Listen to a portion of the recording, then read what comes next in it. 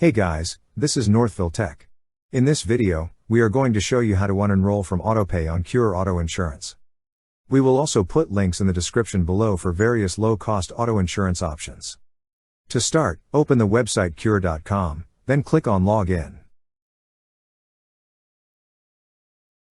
Now, log in with your username or email address and password.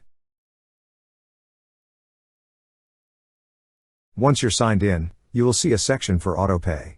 Beside it is an option that says Edit. Click on Edit. On the pop-up window, you will see an option that says Stop Autopay. Click on Stop Autopay. Now you will see that the Autopay on your account has been successfully cancelled.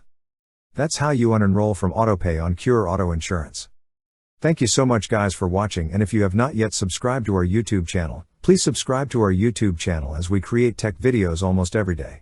Also, check out our website northvilletech.com for great tech articles, and our recommended resources in the description below for various sign-up bonuses.